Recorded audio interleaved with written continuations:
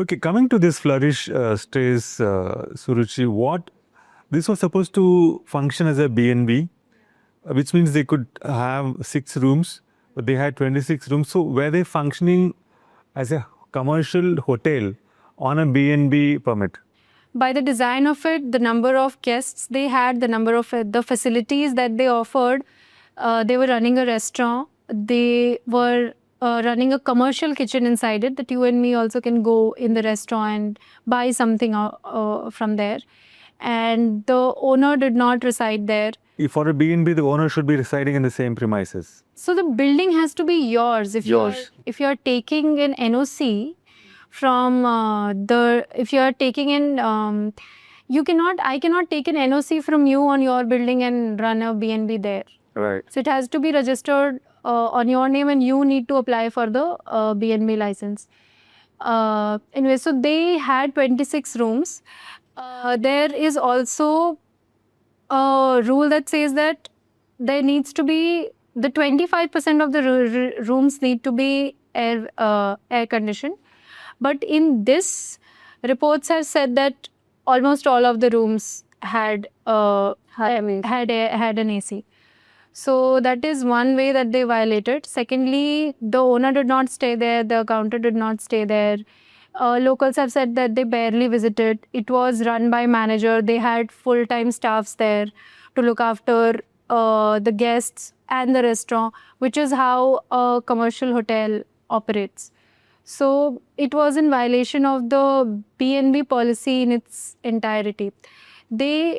Because to get a B&B license, you need to submit a registration deed, which cost, like this particular B&B was in silver category. So they just need to pay 3,000 rupees to get the license. And it clearly states that the building should be a residential property. It should not have a commercial kitchen. It can just offer snacks. And the sizes of the rooms were also specified, that from 120 square meters to 180 square meters. And beyond that, anything. Square meters, you mean feet, I suppose, right? Square feet, 120 square feet. Sorry, yeah, square feet, yeah. What is this about a Tatkal license for running a tea stall that everybody is talking about? You were supposed to, when you were eligible to have a tea stall running, but that was being used to run a full-fledged kitchen, and this was obtained on a Tatkal basis. Is this the norm? Yeah. So for tea and snacks stall license, which comes under MCD's health trade license, it is issued without any inspection. Just you have to upload a few basic documents, which would be if you are operating it in a particular in somebody else's property, then a NOC from them, your identity proof, etc. And then you can apply for that license, which will be issued to you on Tatkal basis, meaning immediate basis. It is generated without any inspection. It does not take time. It is generated instantly. It is one of the instant licenses of MCD. Rather, for running a restaurant, which in this case the owner should have actually procured instead of the tea and stall license. That too, this owner had applied for tea and stall license without seating. Not even with seating. So if they had applied for a license for running a restaurant or a hotel, in both these cases, MCD is the agency.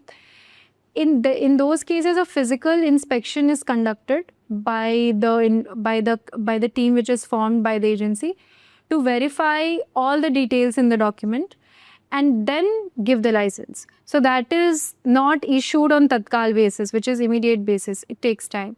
Right. So who will verify whether a person applying for a Tatkal license should not have been applying for a Tatkal license, should have been applying for a normal license? Whose job is it to verify that? Whoever is the enforcing agency for a particular rule, they are the ones ideally who should be regulating the enforcements also. Yeah, but the MCD is saying that because it's Tatkal license, I don't need to verify. Yeah, for that, like I asked a senior MCD official, they said that the volume of requests that they get for these licenses is high and the manpower that they have is low, which is why they cannot go and verify every tea and stall license. It's a minor thing. It's always a minor thing unless something big happens and then the whole department is under fire that, oh, So basically, we have a situation where it's running Ram Bharose or Bhagwan Bharose, right? I'm not very comfortable with the idea of people's safety, people's lives being at the mercy of one business owner's conscience. If he's a conscientious guy, he will do the right kind of applications for the right kind of businesses, and then all goes well. But how can what happens if a particular person is not really ethical in these matters? That is the reason why you need a regulatory kind of a mechanism which is robust, where you go and check. So whose job is it to check? The fire service, or is it the MCD, or is it the Department of Tourism? All three have been involved, right? So, or the Delhi police. Who's is there any particular agency whose responsibility takes the lead here?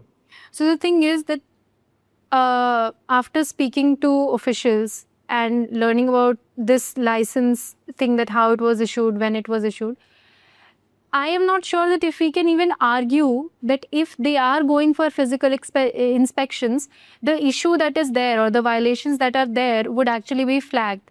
So for this particular license, the BNB license you're talking about? Yeah, the TNS license, which is the tea stall license.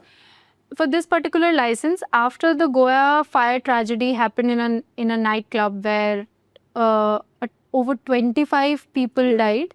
25 people died. After that, MCD had decided to conduct scrutiny of all the licenses that it has issued. And it issued an internal order also in January 2026 to conduct a scrutiny which would involve the verification of the documents that have been submitted and physical inspection. And then report if any violations are there. Sounds great. Yeah, sounds great. In this particular zone, which is the South Zone, an official said that they have 800 licenses. 700 were identified as instant licenses, which are the Tatkal licenses. And for this particular facility, it was supposed to happen in January, if not in Feb. Then this particular facility, you mean the Flourish Stays was Flourish Stay facility. It was supposed to happen in Jan, then Feb, then March. We somehow ended up in June. The public health inspector was assigned. The public health inspector usually is only responsible for checking hygiene and sanitation in any hotel, restaurant, any place, any commercial establishment. They do that and then they report back if they find any issues. So the public health inspector, which was first given this facility, he retired in January. Then this case was sent in surplus. Then they got a mail in May, somewhere after 15th May, if I'm not wrong, 19th May, to clear all the cases, like to complete the scrutiny process within this month for all the pending cases. So then another public health inspector was given this facility, and they closed the scrutiny process of this facility just a day before the fire happened, and they had flagged no violations. And when we are talking about the license, since you have to renew it every year, and last year the owner had applied in April, so naturally it expired in April this year. And the owner for this year actually sat to apply for the renewal when the fire was raging in his Flourish Stay BNB. When the fire was raging? When the rescue operations were underway. On the same day, even on June 3rd. On June 3rd. Really mind-boggling story. I think you did the story today, today's story. Yes. Yeah. So around 8:30 the fire started, and MCD received the request on its portal, which they later rejected, of course, because it happened after the fire incident, between 9:30 to 10.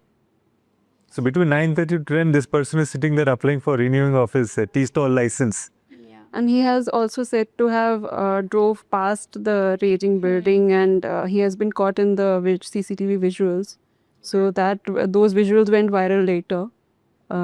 So I mean, it just tells us about the character of the person.